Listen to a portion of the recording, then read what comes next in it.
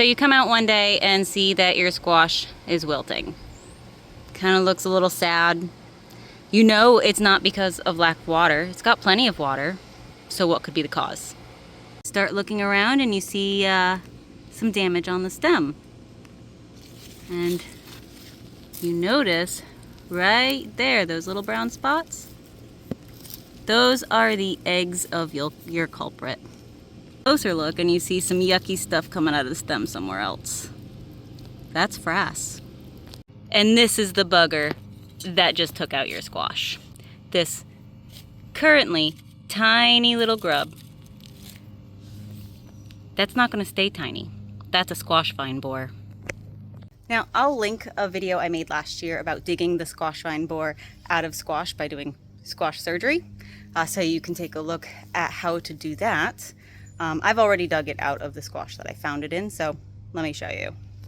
So it didn't look like a lot of damage at first, but once I got to digging, all that was rotten, and I pulled that squash vine borer out.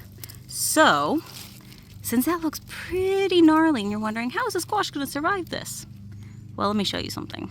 This is a different squash that I pulled a borer out of. That is all split open stem. But the squash is thriving. Let me show you why. You see that? Those are new roots. I can't actually lift this plant because all along the stem, throughout the plant, it's re-rooted.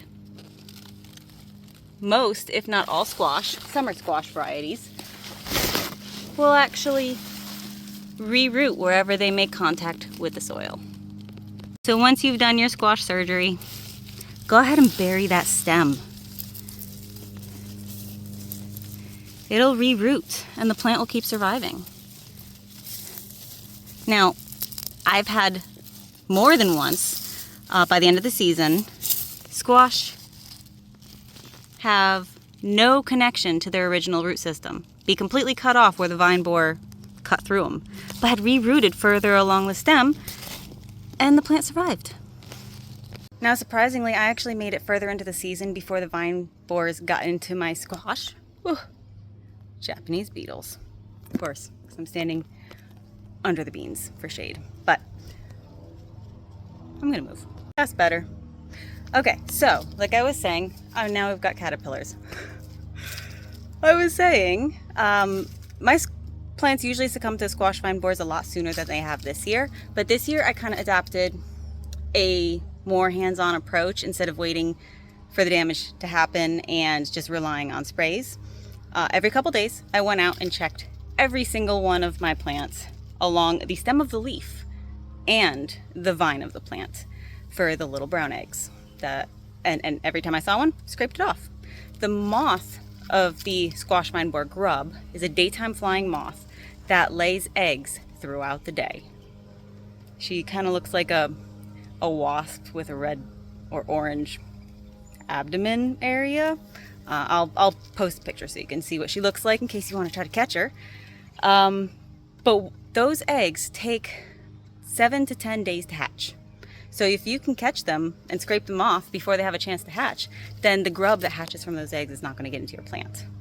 Now, squash is big. It's going to be hard to find every little egg in every little nook and cranny. And to combat that, I spray neem oil once a week and BT if I see a lot of eggs. That'll help smother any of the eggs that you missed. Make sure you get the entire plant, the stems, everything, so those eggs won't be able to hatch. And doing that, I managed to push off the squash vine borers from getting into my plant by about a month and a half. Now that they're in my plants, it's not severely infected. I'm looking around and all my plants other than 2 look really good. So I'm just going to cut them out for now and bury the stems, but I'm sure before too long it'll be time to start injecting BT. I'll link that video that I made last year down in the description below if you want to check it out. I've been lucky this year so far. It's been a lot of work, and I know I'm not going to be able to keep it up all season because unlike in a lot of areas, squash vine borers are not seasonal here in South Carolina. They're all summer. They start in spring and go all summer. Joy. But as long as I keep reburying everything and it roots and I catch it in time, we can keep most of them going the whole season.